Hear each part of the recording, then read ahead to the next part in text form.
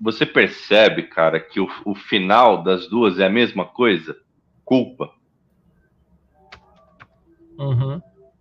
É culpa pelo pecado, é culpa pela falta de fé, é culpa pelo fracasso, é culpa, o final é culpa, né? Então, assim, a minha pesquisa, como toda pesquisa acadêmica, ela não preenche tudo porque não dava, Uhum. né? A gente tem uma, acho que você deve saber disso, né? Tem aquela frase clássica, né? Que você não termina uma tese, uma dissertação, você desiste dela, né? E entrega até onde você conseguiu. O meu mestrado, como foi um mestrado quase todo durante a pandemia, a questão de pesquisa de campo, ela foi muito prejudicada, né? De início, eu tinha a ideia de fazer entrevistas presenciais com pessoas que consumiam o discurso, mas começou a ter tanta restrição da universidade, do comitê de ética, né, com relação a esse tipo de procedimento, por conta do momento que a gente estava, que eu desisti, e eu tive que desistir rápido disso para poder determinar o que eu de fato ia fazer e dar tempo, né? Então, por isso que eu foco especificamente no discurso deles e não Uhum. necessariamente no impacto na reação ouvindo as outras pessoas. Muito embora, observando, e aí como observador, como jornalista, né, como repórter que fala com gente que consome esse conteúdo, que já consumiu, a minha leitura é a seguinte, Fernando.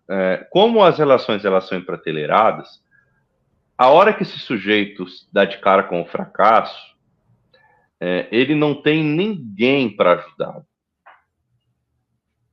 Porque dentro daquele grupo, todos estão envolvidos e preocupados com o sucesso. Então, se há alguém flertando com o fracasso, rapidamente esse alguém é descartado.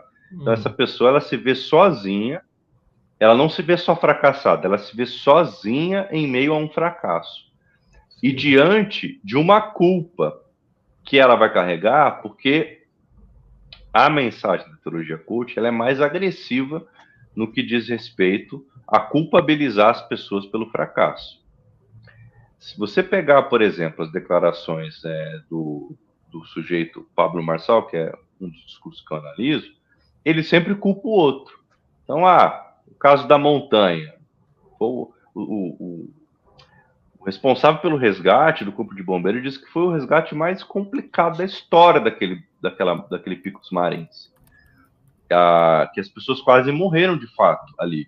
Né? Uhum. A resposta dele é: olha, eu não briguei ninguém, foi porque quis. E lá no vídeo a gente entrevistou um cara que estava na montanha. O cara continua vendo ele como um herói.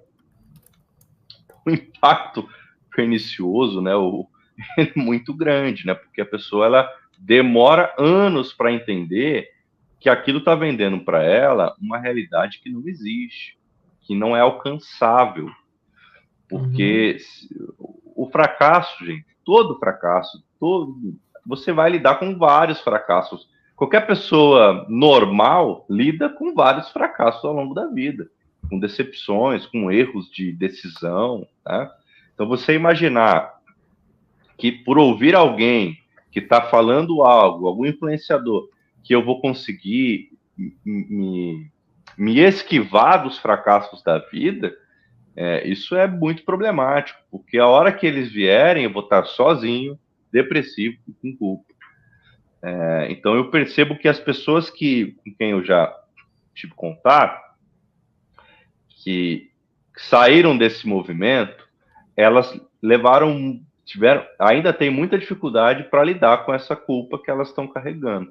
Porque o convencimento do discurso é tão grande, fica tão entranhado nos pensamentos da pessoa, que ela volta e meia se culpa mesmo, lembrando do discurso. Olha, eu não consegui porque eu fracassei, eu não fiz direito, eu não trabalhei tantas horas, né? Por exemplo, uma das coisas que eles vivem falando para as pessoas, né, que elas devem abandonar a CLT.